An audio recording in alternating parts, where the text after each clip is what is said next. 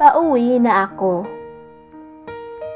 Sa isang mataong terminal, hawak ni Ella ang tiket ng bus papuntang probensya.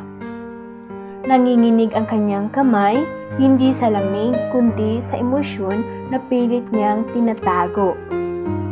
Pauwi na siya, pero hindi para sa masayang dahilan.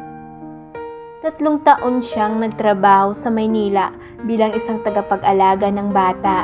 Lahat ng pagod, tiniis niya para lang may padala sa kanyang pamilya.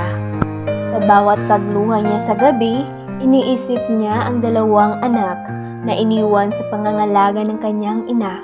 Sila ang dahilan ng bawat sakripisyo niya. Pero kahapon, isang tawag ang nagpabago sa lahat. Anak! Wala na si Bunso!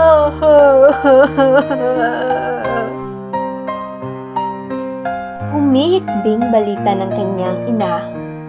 Parang nawala ang kulay ng mundo ni Ella. Ang bunso niyang si Mecca, 6 na taong gulang.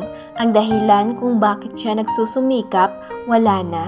Isang lagnat na hindi agad naagapan.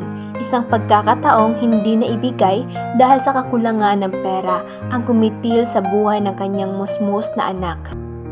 Habang bumabiyahe ang bus, naalala ni Ella ang huling tawag ni Mecca. Nanay, kailan ka uuwi? Tanong ng batang boses sa kabilang linya. Malapit na anak, kunting tiis na lang. Sagot niya kahit wala namang kasiguraduhan. Miss na kita, Nay.